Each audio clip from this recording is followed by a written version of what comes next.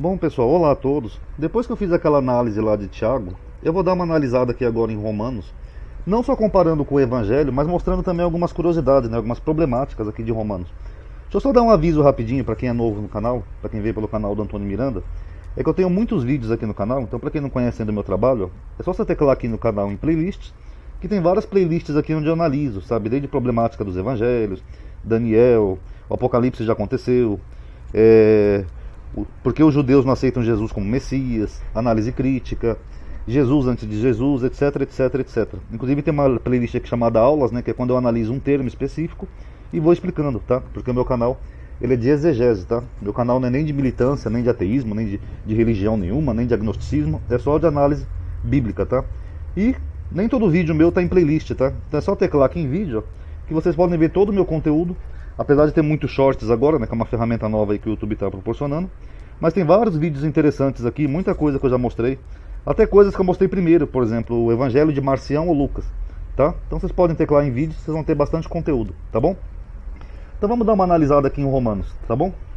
Primeiro, acredita-se que a epístola de Romanos é anterior aos Evangelhos, né? É assim que a teologia entende. Aí a primeira coisa que chama a atenção aqui é sobre o nascimento virginal de Jesus. Paulo sabia de um nascimento virginal? Já tinha essa construção, ou essa concepção na época dele? Porque Paulo diz aqui em Romanos, ó, acerca de seu filho, Jesus, que nasceu da descendência de Davi segundo a carne, e foi declarado filho de Deus em poder. O que Paulo está dizendo? Que Jesus era descendente biológico de Davi, e só depois ele foi declarado filho de Deus, depois da ressurreição dele. Inclusive foi isso que eu mencionei lá na live, né, com Antônio Miranda, que isso aqui é um tipo de adocionismo, né, que era uma seita do segundo século. Então esse autor podia ser alguém do segundo século que tinha essa visão. Mas a questão é, tinha já evangelho na época de Paulo? Porque se tinha o evangelho como nós temos hoje, por que ele não menciona o nascimento virginal? Então fica aí para reflexão. Aí em Romanos 1,5 Paulo fala assim, ó, pelo qual recebemos a graça e o apostolado. Então ele diz que eles receberam o apostolado. Só que Jesus, segundo os evangelhos, ele escolheu só 12. Ele falou assim, ó, não vos escolhi a vós os 12? Então fica meio confuso isso daí. Paulo aqui em Romanos, ele critica os romanos, né, porque transformaram a glória de um Deus invisível, né, que não tem forma, em semelhança da imagem do homem, criticando aqueles deuses gregos, como Zeus, etc e tal. Ou seja, que deram uma imagem, né, para um Deus invisível. Só que, segundo os evangelhos, Jesus fala, né, que quem vê a ele, vê o Pai, quem vê o Pai, vê a ele. Inclusive em Colossenses, né, Paulo fala que Jesus é a imagem visível do Deus invisível. Então fica meio confuso isso daí, né, pessoal? Ó, inclusive eu fui até pegar o versículo lá para vocês verem. O qual, está se referindo a Jesus, é a imagem do Deus invisível, o primogênito de toda a criação. Então como é que fica aqui? Ele está criticando aqui em Romanos, né, que eles pegaram o Deus invisível e deram uma imagem humana para ele de um homem, semelhante a um homem, mas ele mesmo diz que Jesus era a imagem do Deus invisível. Obras. A epístola de Romanos ela é meio confusa, né? Que Paulo sempre está criticando as obras, né? Ele fala aqui, ó, onde está logo a jactância? É excluída. Por qual lei? Das obras? Não, mas pela lei da fé. Concluímos, pois, que o homem é justificado pela fé, sem as obras da lei. Só que aqui em Romanos 2,6 ele fala, ó, o qual recompensará a cada um segundo as suas obras. Ué, então se ele fala que o homem não é justificado pelas obras, como é que Deus vai recompensar a cada um pelas obras? Ah, amadinho, mas aqui é obras da lei, ali são outras obras. Beleza, vamos ver aqui então, ó. Romanos 3,20. Por isso, nenhuma carne será justificada diante dele pelas obras da lei. Porque pela lei vem o conhecimento do pecado. Agora olha o que ele diz em Romanos 2,13. Porque os que ouvem a lei não são justos diante de Deus, mas os que praticam a lei hão de ser justificados. Ué, então quem segue a lei vai ser ou não vai ser justificado? Então fica uma confusãozinha aí. Agora, o que Jesus disse, ó? Assim resplandeça a vossa luz diante dos homens, para que vejam as vossas boas obras. Então Jesus exortava obras. E já aqui em Mateus 19, Jesus fala, quando um jovem rico se aproxima para ele, se queres, porém, entrar na vida, guarda os mandamentos. Mandamentos da onde? Da lei. O rapaz pergunta para ele, quais? Ele fala, não matarás, não cometerás adultério, não furtarás, dirá falso testemunho, honrar pai e mãe, amar o próximo como a si mesmo, etc. Jesus está falando para quê? Para o jovem rico? Que se ele quiser herdar a vida eterna, ele tinha que seguir a lei. Mas Paulo discorda. Paulo fala que nenhuma carne vai ser justificada pelas obras da lei. Então como é que fica? Fica confuso aí. Aqui esse versículo é curioso, que Paulo fala assim, ó: glória, porém, honra e paz a qualquer que pratica o bem, Primeiro é o judeu e também é o grego. Então ele faz uma separação aqui, de judeu e grego. Aí no mesmo versículo ele diz, ó, porque para Deus não há acepção de pessoas. Ele acabou de fazer aqui uma acepção de pessoas. Aí aqui no capítulo 10 ele fala, ó, não há diferença entre o judeu e o grego. Se não há diferença, por que ele separa aqui? Ó? Primeiro é o judeu, depois é o grego. Mentira. Paulo fala aqui em Romanos 3,7. Se pela minha mentira abundou mais a verdade de Deus para a glória sua, por que sou ainda julgado também como pecador? O que ele está dizendo? Que se por alguma mentira ele está pregando o evangelho, falando da palavra de Deus, beleza, não tem nenhum problema, contanto que pregue a Cristo. Só que aqui em Romanos 9,1 ele falou que não mentia. Ó, não minto. E Jesus disse o que? Ó? Seja, porém, o vosso falar sim, sim, não, não, porque o que passa disso é de procedência maligna. Então, será que Jesus concordaria com isso aqui que Paulo falou? Que se for para pregar o evangelho você pode mentir? Eu acho que não. Ímpios. Aqui é curioso, né, que ele fala assim, ó, porque Cristo, estando nós ainda fracos, morreu a seu tempo, pelos ímpios. O que é ímpios? São pessoas más.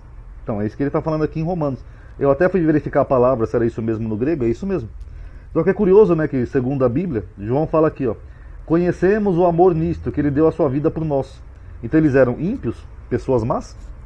Meio curioso isso daí, né, que Paulo fala que Jesus deu a vida pelos ímpios. E aí ele continua dizendo assim, ó, porque apenas alguém morrerá por um justo, pois poderá ser que pelo bom alguém ouse morrer.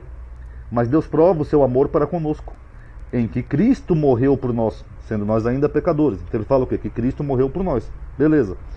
Só que na Bíblia fala o oposto. Ó. Os pais não morrerão pelos filhos e nem os filhos pelos pais. Cada um morrerá pelos seus pecados. Então como é que fica essa cristologia de que Cristo morreu por nós? Então Deus mudou de ideia. Fica meio confuso, né, pessoal? Pecado. Aí ele fala assim, ó. Porque o pecado não terá domínio sobre vós, pois não estáis debaixo da lei, mas da graça. É isso que Paulo fala. Inclusive tem toda essa teologia da graça, né, que é muito pregada hoje na internet, que o pecado não tem domínio sobre as pessoas.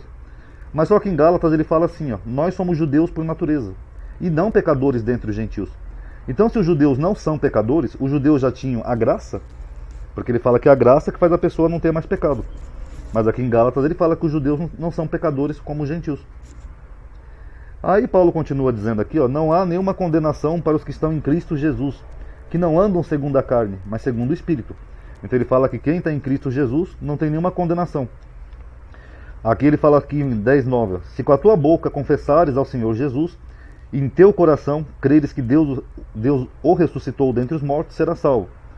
Só que nem eu mostrei ali, Jesus diz o oposto. Ó. Nem todo que me diz Senhor, Senhor, entrará no reino dos céus. Ou seja, então não é só confessar Jesus com a tua boca que será salvo. Como é que fica então? Jesus diz uma coisa e Paulo diz outra. Mas aquele que faz a vontade do meu Pai que está nos céus. Muito me dirão naquele dia, Senhor, Senhor, não profetizamos nós em teu nome? Em teu nome não expulsamos demônios? Em teu nome não fizemos muitas maravilhas? Então eu lhes direi abertamente, nunca vos conheci. Apartai-vos de mim, vós que praticai a iniquidade. O que Jesus está falando? Que não adianta confessar Jesus, seguir Jesus, que vai ser salvo. Ele vai falar, apartai-vos de mim, vós que praticais a iniquidade. Então fica meio confuso, né? O paulinismo comparado com o evangelho. Aqui eu achei curioso esse versículo de Romanos 8:32, né? Que Paulo ele tem um Deus mais irado, né? Mais tirano, né? Que ele fala assim, ó, aquele que nem mesmo ao seu próprio filho poupou, antes o entregou por todos nós, dando a entender que Deus não poupou nem o próprio filho. Só que é curioso, né, que a Bíblia fala que Deus não tem prazer na morte do ímpio, e o próprio Jesus falou, qual de vós, se o pai pedir um peixe, ele dará uma espada, e assim por diante, dando a entender que Deus era bom, que era amor. Mas aqui Paulo tem um Deus mais irado, né, e ele usa isso aqui até como uma intimidação. Ó pessoal, se Deus não poupou nem o próprio filho, que dirá vocês pecadores. Então meio curioso, né, esse paulinismo. Aqui gentios, né, na Epístola aos Romanos, tem vários versículos que Paulo dá a entender que a pregação seria para os não-judeus. Que ele fala assim, ó, os quais somos nós, a quem também chamou, não só dentre os judeus, mas também dentre os gentios. Aqui em 10:19 ele é mais explícito, né? Mas digo, porventura Israel não soube? Primeiramente Moisés diz, eu vos porei em ciúmes com aqueles que não são povo, dando a entender que seria um outro povo, sem ser o povo judeu. Então seria o não-judeu, o gentil aqui. Só que Jesus falou, eu não fui enviado senão as ovelhas perdidas da casa de Israel.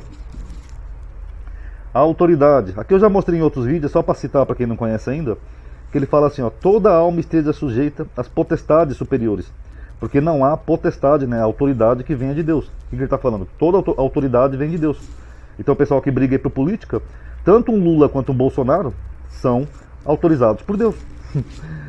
Só que o autor do Apocalipse discorda, né? Que ele fala que foi o dragão, que é o diabo, Satanás, a antiga serpente, que deu poder para a besta. E aí, como é que fica? Então o dragão também teve o poder dado por Deus? Ou a besta, né, no caso? Aqui Paulo está falando de alimentos, né, para não julgar quem não segue dieta alimentar. Ele fala, porque um crê que de tudo se pode comer, e o outro que é fraco come legumes. O que come não despreze o que não come, e o que não come não julgue o que come, porque Deus o recebeu por seu. Então ele vai discorrendo aqui nesse capítulo, ele fala que as pessoas podem comer de tudo, ou seja, o gentil é livre para comer de tudo. Só que isso vai contra aqui Atos 15, né, do concílio que supostamente Paulo estava lá, onde fala que dentre os gentios que se converterem, eles tinham que se abster de contaminações de ídolos, que eram comidas oferecidas a ídolos, e do que é sufocado e do sangue. Então fica meio confuso aí. Meu evangelho. Agora, para finalizar, é curioso, né, que Paulo ele sempre usa essa expressão aqui, né, meu evangelho. Ó, no dia em que Deus há de julgar os segredos dos homens por Jesus Cristo segundo o meu evangelho. Então é como se ele tivesse um evangelho próprio. Ora, aquele que é poderoso para vos confirmar segundo o meu evangelho e a pregação de Jesus Cristo, conforme a revelação do ministério que desde tempos eternos esteve oculto.